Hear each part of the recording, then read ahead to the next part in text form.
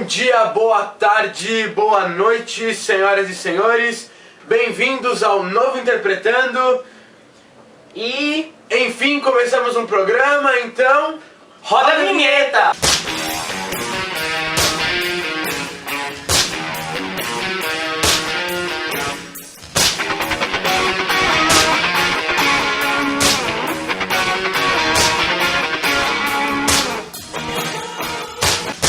Bom, pessoal, estamos de volta com Interpretando. Agora começamos um novo programa. E o tema do programa de hoje é...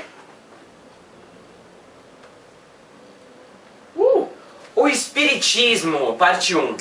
Hoje, no nosso programa do Espiritismo, nós vamos falar um pouco sobre a parte histórica do Espiritismo, como começou, qual foram os seus precursores, a origem do Espiritismo. Vocês vão ver tudo isso no nosso programa de hoje. Nós pensamos em começar esse novo Interpretando de uma forma boa, de verdade, como a gente deveria ter começado o velho Interpretando. Que é falando sobre o que a gente vai falar sobre o resto dos programas, que é o Espiritismo. Sim. Nesse vídeo, a gente quer passar para vocês alguns conceitos iniciais, tanto no 007 como no próximo 008, falaremos de Espiritismo, e para começar, aspectos históricos do Espiritismo, como que ele foi criado. Exatamente, vamos lá então, vamos começar. Bom, pessoal, a gente não pode começar a falar de Espiritismo sem falar de mediunidade e fenômenos mediúnicos também, né? Muitos veem na cabeça, não, Espiritismo relacionado é sinônimo de mediunidade. Bom, talvez, mas o Espiritismo não é só isso, o Espiritismo envolve muito mais do que isso, né?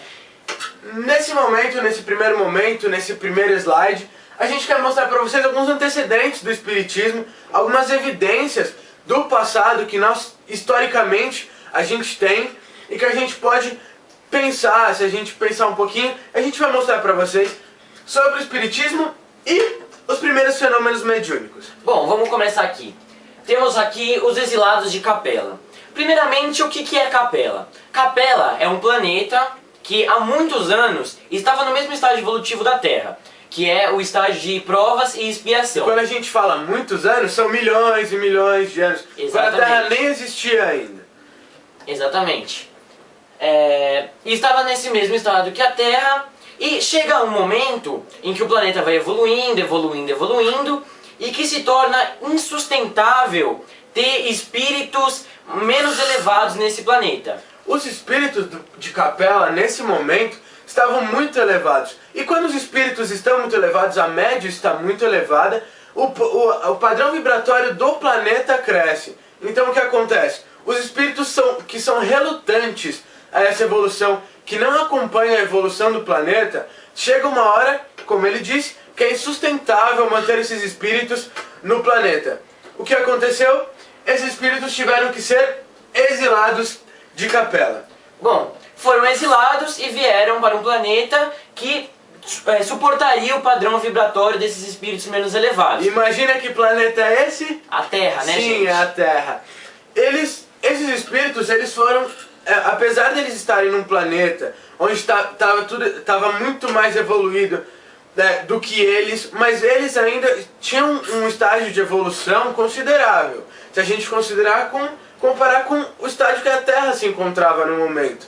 Então, esses espíritos, como redenção, para eles aprenderem a aceitar a evolução, a evoluírem, como eles não estavam aceitando até o momento, eles encarnaram nos primeiros hominídeos aqui na Terra para poder desenvolver os seres humanos e, consequentemente, desenvolver eles próprios. Desenvolver a Terra também. Ou seja, quando o espírito ele é exilado de um planeta, ele não vai trazer só consequências negativas para o planeta que ele for exilado. Não. A Terra também evoluiu com esses espíritos porque eles trouxeram a ciência, entre diversas outras tecnologias. E pra gente saber, mas a gente se pergunta, por que tem formação das grandes civilizações ali embaixo? Exatamente.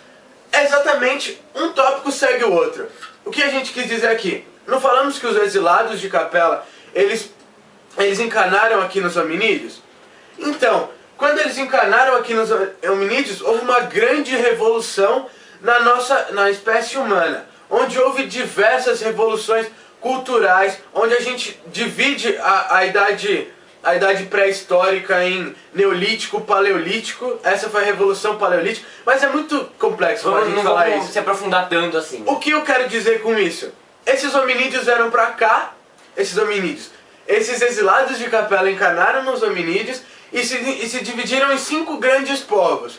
Esses 5 grandes povos formaram o que a gente chama hoje de grandes civilizações da antiguidade. O povo mais evoluído que se teve foi o povo egípcio, né? Que se evoluiu mais rápido desses exilados, foi o povo egípcio, se evoluiu mais rapidamente. E dos egípcios, os egípcios e os gregos, a gente pode tirar as mitologias, né? Não só dos egípcios e dos gregos, dos egípcios, mas dos maias de várias outras civilizações que desenvolveram mitologias. Essas mitologias antigas. Mas espera aí, Murilo. Por que tem ali fenômenos mediúnicos e a gente está falando disso? É agora que vai encaixar. Quando a gente fala de mitologias antigas, a gente pensa em deuses do Olimpo, a gente pensa em Faraó, em deuses do Egito. Mas como eles foram pensar nisso?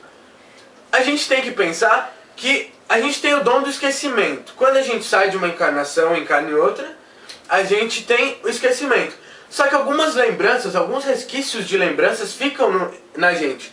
O que aconteceu com os exilados de Capela foi o mesmo. Se a gente for analisar as construções desse período, como as pirâmides que a gente está vendo aqui, não sei se vocês estão vendo, mas tem umas piramidezinhas aqui.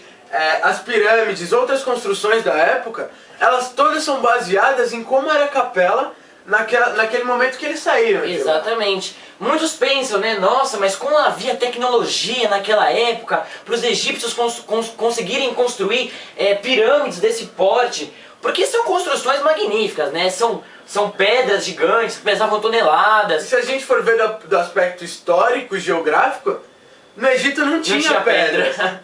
Como eles foram trazer daí? Envolveu toda uma tecnologia que esses exilados de Capela ajudaram no desenvolvimento da Terra também. E quem são os deuses do Egito? Quem são os deuses gregos, os deuses maias? São espíritos. Esses deuses, eles eram espíritos benfeitores, ou malfeitores também, a gente não sabe ao certo, mas eram espíritos que de alguma forma se manifestaram aqui. E alguém viu e acabou espalhando essas mitologias. E de que forma eles se espalharam? Mediunidade.